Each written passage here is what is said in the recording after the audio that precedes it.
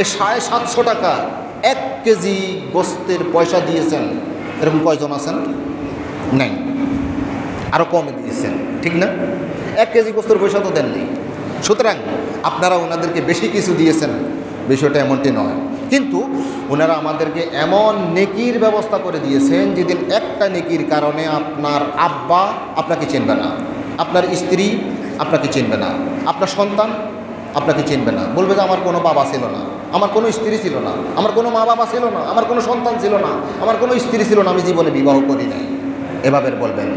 ইয়াউমা ইয়াফিরুল মারউ মিন আখিহি ওয়া উম্মিহি ওয়া আবিহি ওয়া সাহিবাতিহি ওয়া বানিহি লিকুল্লি ইমরিইম মিনহুম ইয়াউমাইযিন শা'নুন ইউগনিহি।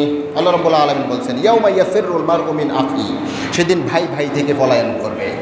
ওয়া উম্মিহি ওয়া আবিহি, মা এবং বাবা থেকে সে পলায়ন করবে। ওয়া সাহিবাতিহি ওয়া বানিহি, তার স্ত্রী, তার সন্তান সন্ততি।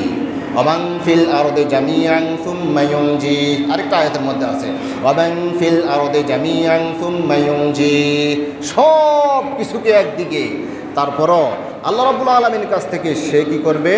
নাজাত পেতে চাইবে। ওয়ালা ইয়াসআলু হামিমুন হামিমা ইউবাসসিরুনাহুম ইয়াওয়াদ্দুল মুজরিমু লাউ ইয়াফতাদি মিন আযাবি ইয়াউমিইযিন বিবানিহি ওয়া সাহিবাতিহি ওয়া আখিহি ওয়া ফাসিলাতিহি আল্লাতী তু'যিহি ওয়া মান ফিল আরদি জামিআন সুম্মা ইউনজিহি। সেদিন বন্ধু বন্ধুকে জিজ্ঞেস করবে না, ভাই ভাইকে জিজ্ঞেস করবে না, সবাই পলায়ন করবে।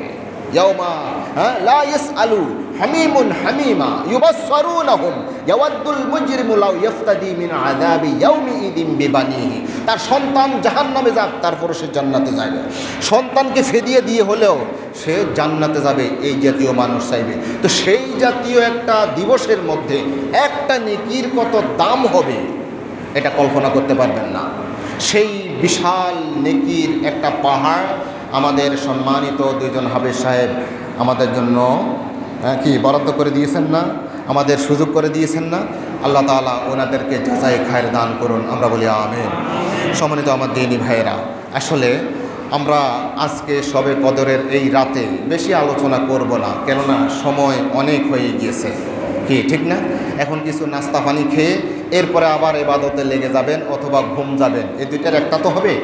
এখানে বসে থেকে আওয়াজ শোনার বা ওয়াজ শোনার কোনো প্রয়োজন আমি বেশি দেখি না। তারপরও যেহেতু আমাকে আপনারা দাওয়াত দিয়েছেন, কিছু না বললেই নয়। সম্মানিত আমার দিনী ভাইরা, আজকের যেই শবে কদর, এই শবে কদর এই রাত শুধু আজকেরই রাত এটা নয়, এটা নয়। ওলামায়ে কেরাম থেকে আপনারা নিশ্চয়ই শুনে এসেছেন যে আল্লাহ রাসূল আলাইহিস সালাতু ওয়াস সালাম ইরশাদ ফরমাইয়েছেন যে তোমরা শবে কদরকে তালাশ করো রমজানের শেষ দশকের বেজোড় রাত্রিতে। তো সেই হিসেবে আজকেও একটা বেজোড় রাত, কিন্তু আজকের এই দিনটাই নির্দিষ্ট নয়, বরং 21, 23, 25, 27, 29 এই সবগুলোই শবে কদর হতে পারে। আমাদের বাংলাদেশের মধ্যে বা ভারত, পাকিস্তান, বাংলাদেশ এই জাতীয় অঞ্চলের মধ্যে 26 তারিখ দিবাগত রাতকেই আমরা বেশি প্রাধান্য দেই। আচ্ছা, আজকের যে এই রাত শবে কদর, শবে কদরের রাতের এটা ফজিলত কি সেটাও আপনারা আলহামদুলিল্লাহ আমার চাইতে বেশি ভালো জানেন। যদি আপনাদেরকে বলা হয় এখানে এসে কিছু কথা বলেন, হ্যাঁ পারবেন তো? হ্যাঁ, আরেকটা কথা বলি, এটা ভুলে গিয়েছিলাম, মনে করেছিলাম প্রথমেই বলবো, যে আপনারা হয়তো করতে পারেন যে আমাদের দুজন হাফেজ সাহেব এখানে নামাজ পড়িয়েছেন, অথবা ইমাম সাহেব নামাজ পড়াচ্ছেন, খতিব সাহেব নামাজ পড়াচ্ছেন, সে আর কি পড়াচ্ছে আর কি, এটা আমিও পারবো। কিন্তু আমি আপনাকে চ্যালেঞ্জ দিব, এখানে এসে বক্তব্য করবেন 5 মিনিট, আপনি 1 সপ্তাহ পর্যন্ত নোট রেডি করেন, রেডি করার পর আপনি এখানে বসবেন, বসে আপনি 5 মিনিট আলোচনা করবেন, দেখবেন যে আপনার 1 সপ্তাহ পর্যন্ত আপনি দিস্তা কাগজ আপনি রেডি করে রেখেছেন যে এই কথা বলবেন, সেই কথা বলবেন, এই আলোচনা করবেন, এই পয়েন্ট বলবেন, এই পয়েন্টের পর এই পয়েন্ট বলবেন, এই আয়াতের পরে এই আয়াত বলবেন। 1 সপ্তাহ পর্যন্ত আপনি কি করেছেন? প্রস্তুতি গ্রহণ করেছেন। এখানে আপনাকে বসাই দেব, যদি আপনি 5 মিনিট কথা বলতে পারেন তাহলে আমার নাম সাইফুল ইসলাম না, ঠিক না? আপনি মনে করবেন ইমাম সাহেব এখানে পড়তেছে আর কি, আনেন, আপনাকে আনি দিই, আপনি দেখবেন প্রথম রাকাত কোনো রকম কোল আউযু বিরাব্বিন নাস দিয়ে শুরু করবেন, দ্বিতীয় রাকাতে মুসল্লিদেরকে রেখে, এখানে যদি কোথাও ভাঙ্গা তো নাই, যদি ভাঙ্গা থাকতো তাহলে আপনারা সেই ভাঙ্গা বেড়া দিয়ে চলে যেতেন, নতুবা এখন ওনাদের উপর দিয়ে কি লাফ দিয়ে চলে যাবেন। অবস্থাটা এমন, ইন্না সানুলকি আলাইকা কাওলান সাকিলা। আল্লাহ রাসূল আলাইহিস সালাতু ওয়াস সালামের উপর যখন ওহী নাজিল হতো, আর তিনি যখন ঘোড়া অথবা খচ্চরের উপর গাদার উপর থাকতেন, সেই গাদা খচ্চর ওই আরোহিত সেই আরোহণের মানে বাহন, ওই বাহন বাঁকা হয়ে যেত, বসে যেত। আল্লাহ রাসূল আলাইহিস সালাতু ওয়াস সালাম ঘর্মাক্ত হয়ে যেতেন, ঘাম বেরিয়ে যেত। এই জাতীয় কোরআন তেলাওয়াত করে ওনারা আমাদেরকে শুনিয়েছেন। ইন্না সানুলকি আলাইকা কাওলান সাকিলা। আল্লাহ রাব্বুল আলামিন বলছেন আমি অচিরেই ভারী জিনিস আমি নাজিল করব। কোরআনুল কারীম আপনি মনে করছেন আপনি পড়তেছে আর কি, কিন্তু না, আল্লাহ রাব্বুল আলামিন বলছেন কাওলান সাকিলা, এটি হচ্ছে ভারী জিনিস। সেই ভারী জিনিস তিনারা আমাদেরকে শুনিয়েছেন। আচ্ছা, প্রসঙ্গে অন্যদিকে চলে গিয়েছে। শবে কদর, এই শবে কদর শব্দের অর্থ কি? সব মানি রাত, আর কদর মানি মর্যাদাবান। মর্যাদাবান কেমন? মর্যাদাবান, মর্যাদাবান রাত কেমন মর্যাদাবান? এক রাতে আপনি ইবাদত করবেন, অন্য সময়ের 30,000 রাত ইবাদত করবেন, 30,000 দিন আপনি ইবাদত করবেন। সেই 30,000 দিন অথবা 30,000 রাতের চাইতে এক রাতের ফজিলত আল্লাহ রাব্বুল আলামিনের কাছে বেশি। বলুন সুবহানাল্লাহ। লাইলাতুল কদরে খায়রুম মিন আলফি শাহর। আমি হিসাব করে দেখেছি, আলফে শাহর, 1000 মাস। এক মাসের মধ্যে 30টা দিন, আপনি 1000 পূরণ 30 কত হয়েছে? 30,000। এই 30,000 দিনের চাইতে, 30,000 দিনের এবাদতের চাইতে, 30,000 রাতের এবাদতের চাইতে এই এক রাতের এবাদত আল্লাহ রাব্বুল আলামিনের কাছে আরও বেশি। আর এটাকে যদি আপনি ঘন্টা হিসাব করেন, আমি হিসাব করে দেখেছি, মোট 7,20,000 ঘন্টা। কয় ঘন্টা? 7,20,000 ঘন্টা এবাদত করলে যেই সওয়াব হবে, যতটুকু দামি এই এক রাতের এবাদত আল্লাহ রাব্বুল আলামিনের কাছে এর চাইতে বেশি দামি। সুবহানাল্লাহ। আচ্ছা বলুন তো দেখি, এত দাম কিসের জন্য? এত দাম কিসের জন্য? কার জন্য? কিসের জন্য? এটা বোঝানোর আগে একটা কিচ্ছা বলি। আপনারা কে কে বিয়ে করছেন? বিয়ে করছেন কারা কারা? মুরব্বীরা তো সবাই আলহামদুলিল্লাহ বিয়ে করছেন, কি বলেন? যুবকরাও নিয়ত করে রেখেছে বিবাহ করবে নাকি? আচ্ছা, বিয়ে বাড়িতে, পাত্রের বাড়িতে অনেকগুলো মেহমান আপনারা যান, কি যান না? যাওয়ার সময় যখন গেলেন, তো পাত্রের আব্বা, পাত্রের অভিভাবকরা, আপনি হচ্ছেন পাত্রপক্ষ, আপনি হয়তোবা পাত্রের বাড়িতে এই পক্ষের মানুষ হিসাবে আপনি হয়তোবা রিক্সাজীবী, রিক্সা চালান, সিএনজি চালান, অথবা বদলা দেন, কামলা খাটেন। কিন্তু যখন আপনি ওই কনের বাড়িতে গিয়েছেন, তখন আপনার জি স্যার বসেছেন, জি বসেন বলে না? আচ্ছা, এটা কার মূল্যে আপনি মূল্যায়িত হইলেন? কার কারণে আপনি দামি হইলেন? দুলার কারণে। এই তো মাশাআল্লাহ। দুলা নেই, ধরেন দুলা যাবে না, সেই অনুষ্ঠানের মধ্যে দুলা যাবে না। যদি দুলা না যায়, তাহলে সেই বিয়ে বাড়িতে যত আয়োজন, যত সম্মান, যত মর্যাদা একজন মেহমানের, সেভাবে কি হবে? ধরেন দুলা গেল না, খালি বর গেল না, শুধু আপনারা 500 জন সেখানে গেলেন, আপনাদের ভাত জুটবে সেখানে? আর দুলাই যেখানে নাই, সেখানে আপনাদের কি দাম? কি ঠিক না? সবাই দেদারসে খাচ্ছে, কেমন আপ্যায়ন, বিরিয়ানি, কোপ্তা, রসগোল্লা, কত রকমের আপনাকে সম্মান জানানো হচ্ছে। কিসের কারণে? ওই বরের কারণে। বর নাই, সম্মান নাই। ঠিক এই রাতের সম্মান হচ্ছে, এই মাসের সম্মান হচ্ছে, সবে কদরের সম্মান হচ্ছে একটা কারণে, সেটা হচ্ছে দুলার কারণে। দুলাটাকে কোরআনুল কারীম। কোরআনুল কারীম এই রাতের সাথে লেগেছে, এই মাসের সাথে লেগেছে। এই জন্য এই মাসের দাম, এই রাতের দাম, এই দিনের দাম, এই জিনিসের দাম, এই গিলাফের দাম, এই রেয়ালের দাম, এই ব্যক্তির দাম, এই হাফেজ সাহেবদের দাম, এই ইমাম সাহেবদের দাম, এই খতিব সাহেবদের দাম, এই টুফিওয়ালাদের দাম, এই দাঁড়িওয়ালাদের দাম। কিসের কারণে? একটা কারণে, সেটা হচ্ছে দুলার কারণে। দুলাটাকে কোরআনুল কারীম, ঠিক না? আচ্ছা, তাহলে দুলা যখন সম্মানিত একটা জিনিস যখন আরেকটা জিনিসের সাথে লেগে যায়, তখন সেই জিনিসটার দাম বেড়ে যায়। আমি আজকে কিছু কিচ্ছা বলবো, আজকে বেশি কোরআনের আয়াত বলবো না, আজকে কিছু কিচ্ছা বলবো আপনাদের সাথে। কিচ্ছা ছাড়া আসলে মজাও হয় না, কি বলেন? যত ধরনের কোরআন থেকে হাদিস থেকে উদ্ধৃতি দিবেন তত ভালো লাগবে না। একটা কিচ্ছা বলছেন, না মাশাআল্লাহ হুজুর ঠিক আছে, কেমন? আচ্ছা, কিচ্ছাটা বলি। শেখ সাদি রহমতুল্লাহ আলাই একদিন গোসল করতে গেলেন। গোসল করতে যাওয়ার পর, গোসল করতে যখন গেলেন, সেখানে গোসলখানার মধ্যে একটা মাটি দেখতে পেলেন, মাটির ডেলা, একটা মাটির ঢেলা। ওই ঢেলাটা যখন নিলেন, ঘ্রাণ ছুটতেছে। তখন তিনি বললেন যে, হে মাটির ঢেলা, তুমি মৃগনাবী নাকি কস্তরী? তোমার এত ঘ্রাণ বাইর হইতেছে যে তোমার থেকে? না না না না, আমি মৃগনাবীও নয়, আমি কস্তরীও নয়, আমি হচ্ছি সাধারণ তুচ্ছ মাটি। তবে হ্যাঁ, আমি কিছুদিন ফুলের সাথে ছিলাম, সেই ফুলের একটা গন্ধ, ফুলের সেই সাহচর্যে থাকার কারণে ফুলের গুণ আমার মধ্যে চলে এসেছে। এজন্য আমি তুচ্ছ মাটির মধ্যেও এই ঘ্রাণ পাইতেছেন।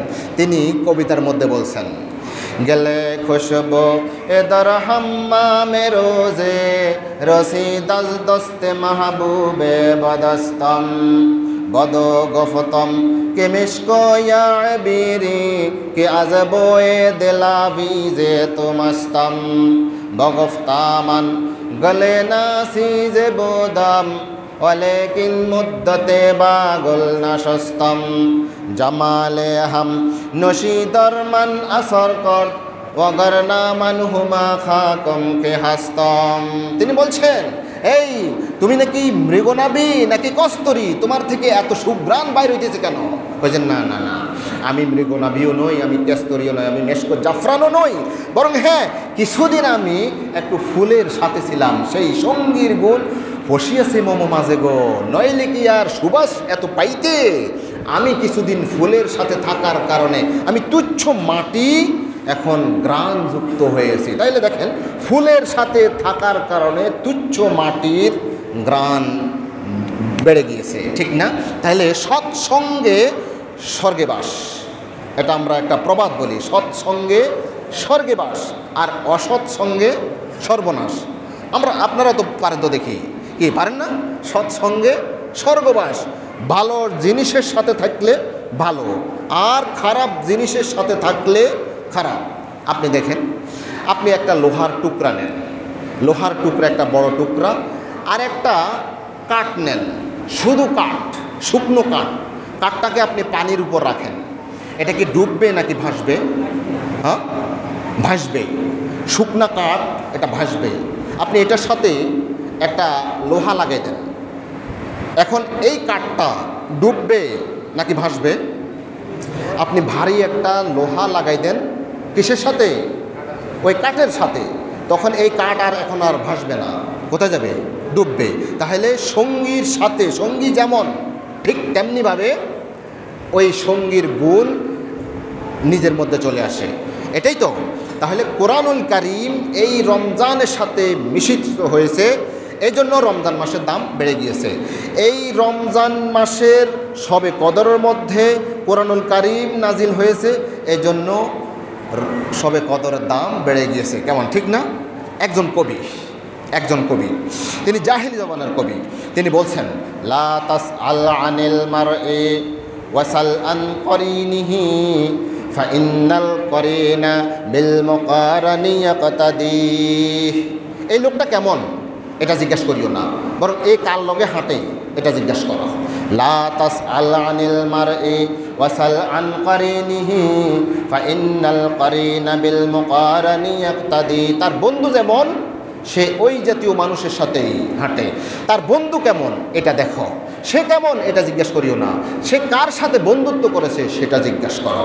ইদা কুনতা ফি কওমিন ফাসাহিব খিয়ারহুম ওয়ালা তাসহাবিল আরদা ফাতারদা মা'আর রাদি। শোনো, ইজা কুনতা ফি কওমিন, যদি কোনো জাতির মধ্যে, গোত্রের মধ্যে কোনো কোনো মানুষের সাথে তুমি থাকো, তাহলে ফাসাহিব খিয়ারাহুম, তাহলে উন্নত মানুষদের সাথেই তুমি সম্পর্ক জোড়াও। ওয়ালা তাসহাবিল আরদা ফাতারদা মা'আর রাদি, তুমি নিকৃষ্ট কোনো মানুষের সাথে সঙ্গ দিও না, তাহলে সেই নিকৃষ্ট মানুষের সাথে তুমি ভালোটাও নিকৃষ্ট হইয়া যাইবা। তাইলে সৎসঙ্গে স্বর্গে বাস, অসৎ সঙ্গে সর্বনাশ। এই সৎসঙ্গের মধ্যে থাকার, ভালো জিনিসের সাথে লেগে থাকার কি ফজিলত! আপনি একজন খারাপ মানুষের সাথে থাকবেন, এই খারাপ মানুষের সাথে থাকার চাইতে আপনি একটা সাপের সাথে, বিষধর সাপের সাথে আপনি বসবাস করেন, তাও ইসলামী শরীয়ত বলে সেটা আপনার জন্য ভালো। কেননা এই বিষধর সাপ আপনাকে কামড় দিয়ে, সবল দিয়ে এই দুনিয়া থেকে আপনাকে নিঃশ্বাস ত্যাগ করার জন্য ব্যবস্থা করে দিবে। কিন্তু আপনি যখন একটা খারাপ বন্ধুর সাথে, খারাপ বন্ধুর পাল্লায় পড়ে যাবেন, অসৎ সঙ্গে থাকবেন, তখন আপনার এই ইহকাল এবং পরকাল এই অসৎ বন্ধু নষ্ট করে দিবে, আপনি জাহান্নামের উপযুক্ত হয়ে যাবেন। আয় বেরাদর দূরে বাস আজ ইয়ারে বদ বদ তোর বদ আজমার বদ, ইয়ারে বদ বদ তোর বদ আজমার বদ, হকে জাতে ফাকে আল্লাহুস সামাদ।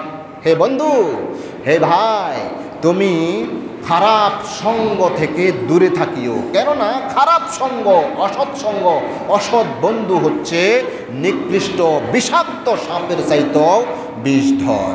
ইয়ারে বদ বদ তোর বদ আজমার বদ, হকে জাতে ফাকে আল্লাহুস সামাদ। আল্লাহর কসম করে বলছি যে তুমি একটা বিষধর সাপের সাথে থাকবা, এটা তোমার জন্য ভালো হবে ওই খারাপ বন্ধুর সংস্পর্শের চাইতে। আল্লাহ রাব্বুল আলামিন কি বলছেন? আল্লাহ রাব্বুল আলামিন বলছেন, ইয়া আইয়ুহাল্লাযীনা আমানুত্তাকুল্লাহ ওয়া কুনু মা'আস সাদিকিন। হে ইমানদারগণ, তোমরা ভয় করো, আল্লাহ রাব্বুল আলামিনকে ভয় করো। বিশেষ করে কাকে তুমি বন্ধু বানাচ্ছ এই বিষয়ে তুমি ভয় করো। শোনো, তুমি যারা সত্যবাদী, যারা নেককার, ফরেজগার, তাদের সাথে তোমার সঙ্গ বাড়াও। সোহবতে সালেহ তোরা সালেহ কুনাদ, সোহবতে তালেহ তোরা তালেহ কুনাদ। তুমি ভালো মানুষের সাথে থাকবা, তুমি ভালোই পরিণত হইবা। সোহবতে তালেহ তোরা তালেহ কুনাদ, নিকৃষ্ট মানুষের সাথে থাকবা, তুমি নিকৃষ্টে পরিণত হয়ে যাবা। একজন কবি বলছেন, উনি হচ্ছেন মাওলানা রুমি রহমতুল্লাহ আলাইহি, ওই যে তোমার এই পাথরের সাথে, বিভিন্ন পাথরের সাথে, ইটের সাথে, শক্ত মাটির সাথে থাকতে থাকতে, মানে অসৎ সঙ্গে থাকতে থাকতে, গুনাহ করতে করতে তোমার দিলটা যদি কঠিন হয়ে যায়, তাহলে একজন নেককার মানুষের সাথে, ফরহেজগার মানুষের সাথে, আল্লাহওয়ালা মানুষের সাথে, কোরআনওয়ালা মানুষের সাথে, একজন হাফেজ সাহেবের সাথে, একজন খতিব সাহেবের সাথে, একজন ইমাম সাহেবের সাথে, একজন মুয়াজ্জিন সাহেবের সাথে, একজন আল্লাহওয়ালা মানুষের সাথে তুমি সঙ্গ দাও, দেখবা তোমার এই পাথর সদৃশ কলিজাটা নরম হয়ে যাবে, মাটি হয়ে যাবে। গরত সঙ্গে খারা ওমর মর সবি, বাতু সাহেব দিল রসি গৌহর সবি। যদি তোমার কলিজাটা কি হয়ে যায়, সঙ্গে খারা মরমর সবি, যদি তোমার এই কলিজাটা শক্ত পাথরের মতো হয়ে যায়, আসো বাতু সাহেব দিল রসি গৌহর সবি। তুমি একজন সাহেবে দিলওয়ালা, আল্লাহওয়ালা মানুষের সাথে থাকো, সৎসঙ্গে থাকো, তাহলে তোমার এটা গৌহর হয়ে যাবে, হীরা জহরত হয়ে যাবে তোমার কলিজাটা। সালেহাতু সঙ্গে বুদে দিল খারাস, আজ মোরা এক জমানে খাকে বাস। 1000 বছর পর্যন্ত, সালেহা দীর্ঘদিন পর্যন্ত, দীর্ঘ বছর পর্যন্ত তুমি ইট পাথরের সাথে থাকতে থাকতে, অসৎ সঙ্গে থাকতে থাকতে তোমার কলিজাটা যদি নষ্ট হয়ে যায়, দিল খারাস হয়ে যায়, আজ মোরা এক জামানে খাকে বাস। আসো একটা জামানা একজন আল্লাহওয়ালা মানুষের সাথে থাকো, দেখবা তোমার কপাল খুলে দেবে। সুবহানাল্লাহ বলেন, সুবহানাল্লাহি ওয়া বিহামদিহি। সৎ মানুষের সাথে, ভালো মানুষের সাথে, আহলে দিলের সাথে থাকার কি ফজিলত।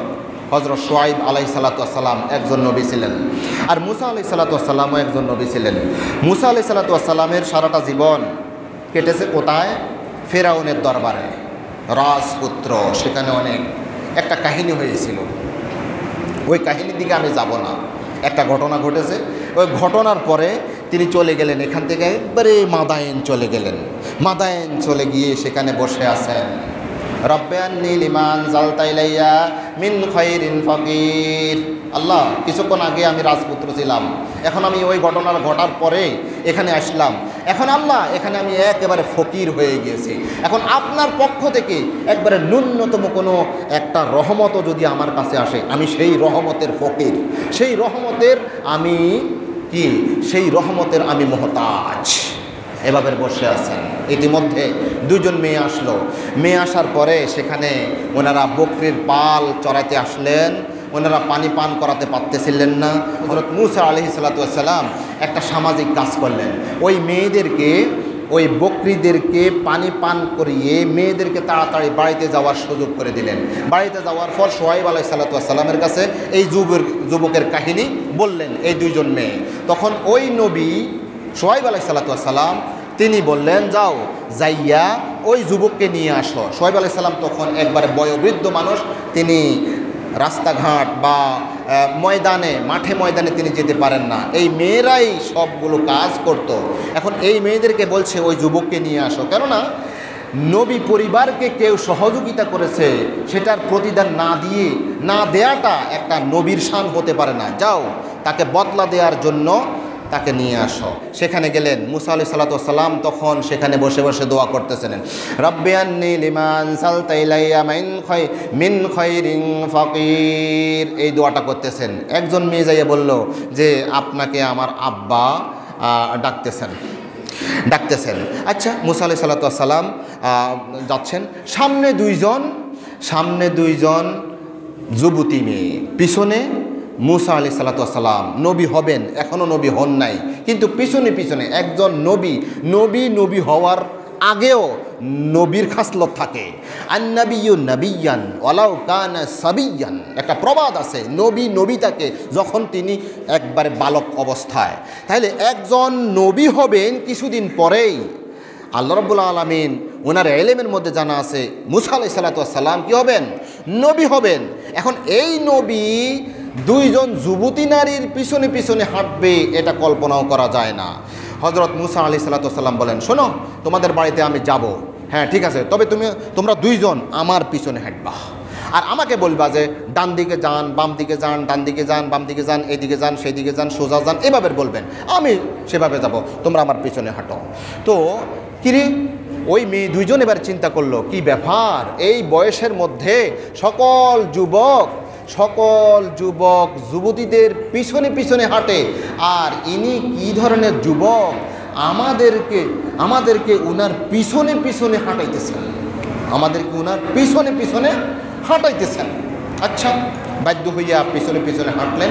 যাওয়ার পর এরপরে ঘটনা অনেক বড়। শুআয়ব আলাইহিস সালাতু ওয়াস সালামকে এই দুইজন মেয়ে বলতেছেন, ইয়া আবাতি ইস্তাজিরুহু ফাইন্না খায়রা মান ইস্তাজারতাল কাবিয়ুল আমিন। আব্বা, আমাদের একজন কর্মচারীর দরকার, আমাদের ভাই নাই, একজন কর্মচারীর দরকার। আর কর্মচারীর দুইটা গুণ থাকে, এই দুটোটা গুণ এই যুবকের মধ্যে আছে। শুআয়ব আলাইহিস সালাম মনে করলেন, কি ব্যাপার, এই সামান্য সময়ের মধ্যে কি সম্পর্ক হয়ে গেল? দুইটা গুণ থাকে শ্রমিকের, সেই দুইটা গুণ এই যুবকের মধ্যে আছে। আমার মেয়েরা বলতেছে, মা, কোন গুণ আছে এই যুবকের মধ্যে? তো বলছে, গুণ হচ্ছে যে কোনো শ্রমিকের দুইটা গুণ, প্রথমে আমি বলি, সেটা হচ্ছে শক্তিশালী হতে হবে, এটা হচ্ছে একটা গুণ। 2 নম্বর গুণ হচ্ছে বিশ্বাসী হতে হবে। আমরা এই যুবকের মধ্যে দুটোটা গুণই দেখতে পেয়েছি। সুতরাং তাকে কিনেন, কর্মচারী হিসেবে কিছুদিনের জন্য তাকে আপনি রাখেন। আচ্ছা মা, কিভাবে তুমি, তারা যে শক্তিশালী ছিল এটা বুঝছো?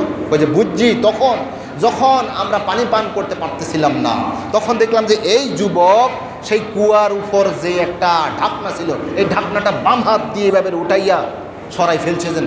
তখন আমরা বুঝতে পারছি যে তার শক্তি আছে। আর বিশ্বস্ত বুঝছি এই জন্য যে এই যুবক আমাদেরকে তার পিছনে হাঁটাইছে। আমাদেরকে তার পিছনে পিছনে হাঁটিয়েছেন, অথচ এই বয়সের মধ্যে কত যুবক যুবতীদের পিছনে পিছনে হাঁটে, আর আমাদেরকে এই যুবকের পিছনে হাঁটাইছেন। এরপরে হজরত সোহাইব আলাইহিস সালাম হজরত মুসা আলাইহিস সালামকে বললেন, আচ্ছা ঠিক আছে, আমার এই দুই মেয়ের এক মেয়েকে তোমার কাছে বিয়ে দিতে চাই। মুসা আলাইহিস সালাম মনে মনে বললেন, কিরে, কিছুক্ষণ আগে আমি মোটে একবারে ফকিরের মতো রাজপুত্র ছিলাম, সেখানে যাইয়া একবারে ফকিরের মতো ছিলাম, আর এখানে আসার পর বলতেছে মেয়ে বিয়ে দিয়ে দেবে। তাৎক্ষণিকভাবে বলছে আমি রাজি। আর বর্তমান সময়ের যুবকরা বলতো, এই সময়ের যুবকরা বলতো, আচ্ছা রাখেন, আমাকে 1 মাসের সুযোগ দেন, আমি প্রথমে হার্বাল কিছু ওষুধ খাইলে, কি বলেন? অথবা বলতো যে আমার একটা বোন আছে, বোনটাকে বিবাহ দিই, অথবা আমার পরিবারটা এখনও গরিবী অবস্থা আছে, ওই সেই গরিবী থেকে আমি আমার কি পায়ের উপর পা তুলে দাঁড়াই, আমার নিজের পায়ে নিজে দাঁড়াই, তারপর বিবাহ করব। তাদের আসলে বিয়ে করার কোনো চাহিদা থাকে না। কিন্তু মুসা আলাইহিস সালাম একজন যুবক, তিনি সঙ্গে সঙ্গে বললেন, তো যুবক, তিনি বলছেন হ্যাঁ রাজি রাজি। হ্যাঁ, একটা নির্দিষ্ট পরিমাণ সময়ের জন্য ওনাকে কর্মচারী হিসেবে নিয়োগ দিল। ওনার কাজ হচ্ছে ছাগল দুম্বা এগুলো কি চড়ানো। হ্যাঁ, এই বছর তখন 30 বছরের যুবক ছিল। 40 বছরে নবীরা কি হয়, 40 বছরে নবীরা নবুয়ত পায়। তো বলছে যে তুমি 8 বছর পর্যন্ত আমার এই ছাগল দুম্বা এগুলো চড়াইবা, আমার মেয়ের মোহরানা হয়ে যাবে, ব্যাস। এরপরে তুমি 2 বছর পর্যন্ত তোমার এখতিয়ার, তুমি যদি আরও 2 বছর পর্যন্ত আমার আন্ডারে থেকে তুমি যদি কিছু কাজ করো, এটা তোমার স্বাধীনতা। তবে 2 বছরের পরে যদি একদিনও হয়, তাহলে আমার আন্ডারে তোমাকে আমি রাখবো না। আচ্ছা, উনি স্বীকৃতি দিলেন, ঠিক আছে ঠিক আছে। আমি এই ঘটনাটা কেন বললাম, 40 বছরের পরে তো উনি নবী হবেন, উনি আরেকজন নবী। ওনাকে আল্লাহ রাব্বুল আলামিন জানিয়ে দিয়েছেন, তোমার নিকট আমি মুসা নামে একজন যুবককে নিয়ে আসব, যিনি এখন 30 বছর বয়স, ওনার 40 বছরের সময় আমি তাকে নবুয়ত দেব। তো 8 বছর পর্যন্ত মোহরানা শেষ হয়ে যাবে, 10 বছর আর 2 বছর পর্যন্ত সেটা কোনো রকম থাকবে। তো একজন নবীর আন্ডারে আরেকজন নবী কখনোই থাকতে পারে না, কর্মচারী হিসেবে থাকতে পারে না। তিনি বলছেন না, এরপরে 40 বছরের পরে একদিনও যদি তুমি আমার কাছে থাকো, এটা আমি গ্রহণ করব না। আচ্ছা ঠিক আছে। এবার একজন কবি বলছেন, দমে আরেফ নসিমে সুবহে দম হায়, उसी से रिशाए माना में नम है, अगर कोई शुआइबाए मुयस्सर शाबानी से कलिमी दो कदम है। তিনি বলছেন যে কোন একজন মুসা, আগার কুই শুআইবায়ে মুয়াসসার, কেউ যদি শুআইব আলাইহিস সালামের মতো একজন আহলে দিল, একজন আল্লাহওয়ালা, একজন বুজুর্গ, একজন ইমাম, একজন হাফেজ এর নিকট যদি কিছু সময় যদি সে ব্যয় করে, শাবানি সে কলিমি দো কদম হায়, কিছুদিন আগে ছিল সে রাখাল, এর রাখাল থেকে নবুয়ত পাওয়ার জন্য 2টা কদমের প্রয়োজন। রাখাল থেকে নবী হওয়ার জন্য 2টি কদম, 2 কদমের প্রয়োজন। দমে আরেফ নসিমে সুবহে দম হায়, উসি সে রিশায়ে মানা মে নম হায়। একজন আহলেওয়ালা, আহলে দিলওয়ালা, একজন আল্লাহওয়ালা মানুষ, তিনি হচ্ছেন সকালবেলার মৃদুমন্দ বাতাস, যে ধরনের একজন মানুষের জন্য উপকারী। হ্যাঁ, সুবহে সাদেক কি হাওয়া লাখো রোগোं की দাওয়া। সুবহে সাদেকের হাওয়াটা হচ্ছে লাখো রোগের ওষুধ। ঠিক সকালবেলা যখন আপনি উঠবেন, সুবহে সাদেকের সময় আপনার যেই নিঃশ্বাস নিচ্ছেন এবং দিচ্ছেন, নিচ্ছেন ফলাচ্ছেন, এটা যেরকম একবারে নির্মল বাতাস আপনি সেবন করতেছেন। একজন আহলে দিলওয়ালা, একজন আল্লাহওয়ালার সৎসঙ্গে যদি আপনি থাকতে পারেন, তাহলে সেই সকালবেলার মৃদুমন্দ বাতাসের সাথে আপনি নিঃশ্বাস নিলেন আর কি, আপনার জীবনটা সার্থক হয়ে যাবে। উসি সে রিশায়ে মানা মে নম হায়, আগার কোই শুআইবায়ে মুয়াসসার শাবানি সে কলিমি দো কদম হায়। আমি কি বুঝাতে চাইলাম? আমি বুঝাইতে চাইলাম আপনার মনের মধ্যে অনেক কষ্ট, অনেক দুঃখ আছে। আপনি একজন আহলে দিলওয়ালা, একজন আল্লাহওয়ালা মানুষের সাথে কিছু সময় থাকেন, দেখবেন আপনার জীবনের অনেকগুলো প্রশ্নের উত্তর এমনিই শেষ শেষ হয়ে যাবে, এমনিই হল হয়ে যাবে। আয়ে লাকায়ে তু জওয়াবে হার সওয়াল মুশকিলাজ তু হল সওয়াদ বে কিলোকাল। আপনি একজন আল্লাহওয়ালা মানুষের সাথে থাকেন, আপনার জীবনের অনেক প্রশ্নের জবাব এমনিতেই উত্তর হয়ে যাবে। আমরা দেখতে পাই অনেক কোটিপতি মানুষ, অনেক কোটি কোটি টাকা, ঢাকা শহরের মধ্যে অনেক বড় বিল্ডিংয়ের মালিক, উনি এলাকার মধ্যে এসে সাধারণ একজন ইমাম সাহেবের কাছে আসি, বলে হুজুর একটু দোয়া করিয়েন, কষ্টের মধ্যে আছি, বিপদের মধ্যে আছি। কি বুঝলেন? কি বুঝলাম? কি বুঝলেন বলেন? কোটিপতি, তার কোনো কিছুর অভাব নাই, শুধু একটা জিনিসের অভাব, সেটা হচ্ছে শান্তি। সেই শান্তির জন্য ইমাম সাহেবকে 200 টাকা, 500 টাকা, 1000 টাকা গুজাই দিয়েছেন যে হুজুর আমার জন্য একটু দোয়া করিয়েন। আয়ে লাকায়ে তু জওয়াবে হার সওয়াল মুশকিলাজ তু হল সওয়াদ বে কিলোকাল। কার মরদা রৌশনীয় গরমিয়াস, কার দুনা হিলাও বেশরমিয়াস। আপনি ভালো লোকদের সাথে থাকবেন, তাহলে আপনার অন্তরটা আলোকিত হয়ে যাবে। নূরে হক জাহের বুয়াদ আন্দার ওয়ালি, নূরে হক জাহের বুয়াদ আন্দার ওলি, নেকে বিবাসী আগার আহলে দিলি। অনেক কথা অন্যদিকে চলে গিয়েছি। সৎসঙ্গের একটা কথা বলতে গিয়ে আপনি যদি ভালো জিনিসের সাথে থাকেন, আপনার দাম বেড়ে যাবে, আর আপনি যদি খারাপ জিনিসের সাথে থাকেন, তাহলে আপনার দাম কমে যাবে। এবার আমার মূল আলোচনার মধ্যে আসতেছি, যেই কথাটা বলার জন্য সৎসঙ্গের এতগুলো কথা বললাম। আচ্ছা দেখেন তো, এই যে একজন আলেম হয়েছে কিসের কারণে? কিসের কারণে আপনারা ওনাকে শ্রদ্ধা করেন? আমরা তো শ্রদ্ধা এই জন্য করি, উনি কোরআনুল কারিম জানেন, হাদিস শরীফ জানেন, মাসলা মাসাইল জানেন, শরীয়ত জানেন, এই জন্য তো ওনাকে শ্রদ্ধা করি। কি বলেন? নাকি এমনি একজন সাধারণ পাবলিককে আমরা সেইভাবে সম্মান করি না কেন? ওনাকেও সম্মান করি, কিন্তু আলেম হিসাবে, আলেমের জন্য এক্সট্রা যে আপনার একটা অন্তরের মধ্যে মহব্বত, এটা কি সাধারণ একজন পাবলিকের জন্য সেটা কি হয়?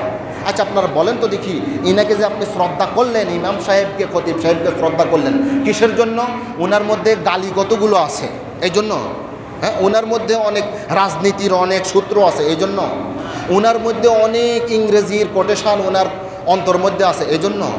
না, আপনি মনে করেন যে আমার ইমাম সাহেবটা কোরআন জানে, হাদিস জানে, আমি সেটা জানি না, এর জন্য ওনাকে আমি শ্রদ্ধা করতেছি। আচ্ছা দেখেন তো, তাইলে মূল জিনিসটা কি হলো? কোরআনুল কারিম এবং হাদিস শরীফ।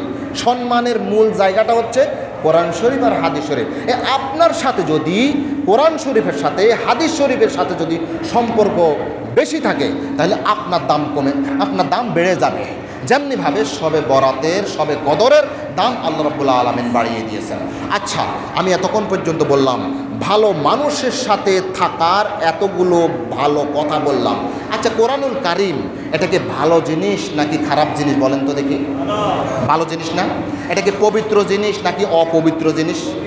হ্যাঁ, এটা পবিত্র জিনিস নাকি অপবিত্র জিনিস? পবিত্র জিনিস, যেটাকে অজু ছাড়া ধরা যায় না, গুনাহ হয়, ঠিক না? তাহলে পবিত্র জিনিস। সেই পবিত্র জিনিস একজন ভালো মানুষের সাথে থাকলে যদি আপনি ভালো হয়ে যান, একটা কাঠের সাথে যদি লোহা থাকলে যদি লোহার সেই সঙ্গীর গুণ পশিয়াছে মম মাঝে গো, নইলে কি আর সুবাস এত পাইতে কি, ঠিক না? তাহলে একজন মানুষের সাথে, একজন ভালো মানুষের সাথে থাকলে যদি এই ফজিলত হয়, তাহলে সবচাইতে ভালো, এটার চাইতে আর ভালো হতে পারে না, এটার চাইতে পবিত্র আর হতে পারে না কোরআনুল কারিম। তাই সেই কোরআনুল কারিমের সাথে যদি আমাদের সম্পর্ক থাকে, তাহলে সবে কদরের মতো দাম আমাদের মতো হয়ে যাবে। সুবহানাল্লাহ বলেন, সুবহানাল্লাহ। কোরআনুল কারিম পবিত্র না? তাহলে পবিত্র সাথে থাকলে আপনি পবিত্র থাকবেন, আর অপবিত্র সাথে থাকলে অপবিত্র হয়ে যাবেন। আল্লাহ তাআলা বলছেন, কাল্লা ইন্নাহা তাযকিরা ফামান শাআ যাকারা ফি সুহুফিন মুকাররামাতিন মারফুআতিন মুতাহহারা বিআইদি সাফারা কিরামিন বারারা কুতিলাল ইনসানু মা আকফারা। আল্লাহ রাব্বুল আলামিন বলছেন, কাল্লা ইন্নাহা তাযকিরা, এটা হচ্ছে, এই কোরআনুল কারিম হচ্ছে তাজকিরা, জিকির। জিকির আমরা বলি না জিকির, আল্লাহ তাআলা কোরআনুল কারিমকে জিকির হিসাবে, তাজকিরা হিসাবে এখানে উল্লেখ করছেন, কাল্লা ইন্নাহা তাযকিরা ফামান শাআ যাকারা, যে চায় সে এখান থেকে স্মরণ করবে, উপদেশ গ্রহণ করবে। এটা কোথায় ছিল? ফি সুহুফিন মুকাররামাহ, সম্মানিত সহিফার মধ্যে এটা লিখিত আছে। মারফুআতিন মুতাহহারা, এটা উন্নত মানের পবিত্র জিনিস, উন্নত মানের পবিত্র জিনিস। সেই উন্নত মানের পবিত্র জিনিসের সাথে যদি আপনার সম্পর্ক থাকে, আমার সম্পর্ক থাকে, তাহলে আমি আপনি সেই পবিত্র জীবন পেয়ে যাব। সুবহানাল্লাহি ওয়া বিহামদিহি। অন্যত্রে আল্লাহ রাব্বুল আলামিন বলছেন, রাসূলুম মিনাল্লাহি ইয়াতলু সুহুফাম মুতাহহারা ফিহা কুতুবুন কাইয়্যিমা। রাসূলের কাজ হচ্ছে, রাসূলুম মিনাল্লাহ ইয়াতলু সুহুফাম মুতাহহারা, তিনি পবিত্র সহিফা শিক্ষা দেন। তাইলে পবিত্র জিনিস যিনি শিক্ষা দেন তিনি পবিত্র, আর যিনারা সেই পবিত্রতা গ্রহণ করবে তিনারা হয়ে যাবে ইতিহাসের সবচেয়ে বেশি পবিত্র, ইতিহাসের সবচেয়ে বেশি অনুকরণীয়, অনুসরণীয় এবং শ্রেষ্ঠতম মানুষে পরিণত হবে। শবে কদরের এই মর্যাদা হচ্ছে, কোরআনুল কারীম এই রাতের সাথে কিছুদিন ছিল। ওই যে ওখানে মাটি তার ফুলের সাথে কিছুদিন থাকার কারণে নিকৃষ্ট মাটি তার মধ্যে সুঘ্রাণ হয়ে গিয়েছিল। ঠিক নিকৃষ্ট একজন মানুষ, নিকৃষ্ট একজন ব্যক্তি এই উৎকৃষ্ট উন্নত মানের কোরআনের সাথে যদি সম্পর্ক জড়ায়, তাহলে তিনিও উৎকৃষ্টের মধ্যে পরিণত হবেন। আচ্ছা, এই কোরআনুল কারীম হচ্ছে পবিত্রতম বাণী, পবিত্রতম সহিফা, উন্নত মানের সম্মানিত পবিত্রতম বাণী। আচ্ছা, এই বাণী কাউকে কি কোনো পবিত্র বানিয়েছে? এটার কি কোনো দৃষ্টান্ত আছে? দৃষ্টান্ত আছে। আপনাকে কয়টা দেব? আপনাকে কয়টা দেব? ধরুন, হযরত ওমর রাদিয়াল্লাহু তাআলা আনহু, তাকে কে চিনত? হযরত আবু বকর রাদিয়াল্লাহু তাআলা আনহু, তাকে কে চিনত? আলী রাদিয়াল্লাহু তাআলা আনহু, তাকে কে চিনত? ওসমান রাদিয়াল্লাহু তাআলা আনহু, তাকে কে চিনত? সাহাবায়ে কেরামকে কে চিনত? আর আজকে যদি একজন আবু বকর, আমি যদি বলি আবু বকর, আপনারা সবাই বলে ওঠেন রাদিয়াল্লাহু তাআলা আনহু। কি ঠিক না? রাদিয়াল্লাহু তাআলা আনহু একজন সাহাবার কত দাম হয়ে গেল। কিসের কারণে? কি কোরআন থেকে বিমুখ থাকার কারণে, নাকি কোরআনের সাথে জড়ানোর কারণে? আবু বকর রাদিয়াল্লাহু তাআলা আনহু কিয়ামত পর্যন্ত উনি দৃষ্টান্ত স্থাপন করলেন সাদাকতের বিষয়ে। একজন কবি বলছেন, দুনিয়ায়ে সাদাকত মে তেরা নাম রহেগা, दुनियाए सदाकत में तेरा नाम रहेगा, सिद्दीक तेरा नाम से इस्लाम रहेगा। আপনি আমাকে বলেছেন যে এই কোরআন পবিত্র জিনিসের সাথে থেকে কোনো ব্যক্তি কি পবিত্রতম হয়েছে? হ্যাঁ, হয়েছে। আবু বকর রাদিয়াল্লাহু তাআলা হয়েছে। দুনিয়ায়ে সাদাকত মে তেরা নাম রহেগা, সিদ্দীক তেরা নাম সে ইসলাম রহেগা। যতদিন পর্যন্ত সূর্য উদিত হবে, যতদিন পর্যন্ত চন্দ্র উদিত হবে, যতদিন পর্যন্ত না কিয়ামত হচ্ছে, ততদিন পর্যন্ত সততার ব্যাপারে, সত্যবাদিতার ব্যাপারে হে সিদ্দিক আকবর, আপনার নাম স্বর্ণাক্ষরে লেখা থাকবে। কবি বলছেন, আরো কি বলছেন, दुनियाए अदालत में तेरा नाम रहेगा, आए उमर तेरा नाम से इस्लाम रहेगा। उमर, তোমাকে কেউ চিনত না, কিন্তু কিয়ামত পর্যন্ত ন্যায় ইনসাফ যখন করা হবে, কোন একটা বিচার করা হবে, সবাই তোমার নাম নিতে বাধ্য। হে ওমর, তুমি কিয়ামত পর্যন্ত সেই আদালত, ন্যায় পরায়ণতার একটা উজ্জ্বল দৃষ্টান্ত স্থাপন করে গিয়েছো এই পৃথিবীর মধ্যে কোরআনের সাথে থাকার মাধ্যমে। আর ওসমান রাদিয়াল্লাহু তাআলা আনহু তিনার জীবনে সব কিছু ব্যয় করে গিয়েছেন, দান করে গিয়েছেন। কবি বলছেন, দুনিয়ায় সাখাওয়াত মে তেরা নাম রহেগা, ওসমান তেরা নাম সে ইসলাম রহেগা। দুনিয়ার মধ্যে যতজনে যত কিছু দান করবে, সর্বাগ্রে এই কথাটা চলে আসবে হযরত ওসমান রাদিয়াল্লাহু তাআলা আনহু। ওসমান রাদিয়াল্লাহু তাআলা আনহু যেভাবে দান করেছেন, পৃথিবীতে এমন কোনো ব্যক্তিবর্গ নাই যে তিনি বলবেন আমি ওসমানের চাইতে আগ বাড়িয়ে গিয়েছি। কিয়ামত পর্যন্ত সেই ওসমানের নাম সন্ন্যাত করে লেখা থাকবে দানশীলতার ব্যাপারে। আর আর সুজাত, সাহসিকতার মূর্ত প্রতীক, সাহসিকতার সূর্য, সাহসিকতার মূর্ত প্রতীক হযরত ওমর রাদিয়াল্লাহু তাআলার নাম স্বর্ণাক্ষরে লেখা থাকবে কিয়ামত পর্যন্ত, কোরআনের সাথে ওনাদের সম্পর্ক থাকার কারণে। দুনিয়ায় সুজাত মে তেরা নাম রহেগা, দুনিয়ায় সুজাত মে তেরা নাম রহেগা, হায়দার তেরা নাম সে ইসলাম রহেগা। হে হায়দার, হে আলী রাদিয়াল্লাহু তাআলা আনহু, কিয়ামত পর্যন্ত তোমার নাম স্বর্ণাক্ষরে লেখা থাকবে। তুমি কোরআনের সাথে থাকার কারণে যে সাহসিকতা তোমার মধ্যে পয়দা হয়েছিল, এভাবে আপনি যুগে যুগে কালে কালে অনেক মর্দে মুজাহিদকে দেখবেন যারা কোরআনের সাথে সংস্পর্শে এসে ওনাদের জীবন ধন্য হয়েছে। আমরাও যদি আমাদের সময়গুলো, আমাদের জীবনগুলো কোরআনের সাথে লাগাতে পারি, তাহলে আমাদের জীবনটাও ধন্য হবে। কি বলেন, ঠিক না? হযরত ওমর রাদিয়াল্লাহু তাআলা বলতেন যে নাহানু কওমুন আ'আজ্জানাল্লাহু বিল ইসলাম। হে ওমর, তোকে কেউ চিনত না। শোন ওমর, তোকে ইসলাম আসার পর তোকে ইজ্জত দান করেছে। আমরা হচ্ছে এমন জাতি, ওমর রাদিয়াল্লাহু তাআলা আনহুর একটা মাকুলা, একটা কথা প্রবাদের মতো কিয়ামত পর্যন্ত সম্মান করে লেখা থাকবে। তিনি বলছেন নাহানু কওমুন আ'আজ্জানাল্লাহু বিল ইসলাম। আমরা এমন জাতি যাদেরকে সম্মানিত করা হয়েছে ইসলামের মাধ্যমে, কোরআনের মাধ্যমে। ফাইনি তাবাইনাল ইজ্জাতা বিগাইরিহি আযাল্লানাল্লাহ। যদি আমরা সেই ইসলাম থেকে, সেই কোরআন থেকে, কোরআন ব্যতীত অন্য কিছু থেকে যদি আমরা ইজ্জত তালাশ করি, তাহলে আল্লাহ রাব্বুল আলামিন আযাল্লানাল্লাহ, আল্লাহ আমাদেরকে অপমানিত, লাঞ্ছিত করবেন। আমরা যখন কোরআনুল কারীমের সাথে থাকব, আল্লাহ তাআলা আমাদেরকে ইজ্জত দান করবেন। কোরআন থেকে বিমুখ হব, অন্য কিছুতে আমরা ইজ্জত খুঁজব, আল্লাহ রাব্বুল আলামিনের তখন এটা ওনার দায়িত্ব হয়ে যায় তাকে বেইজ্জত করার জন্য।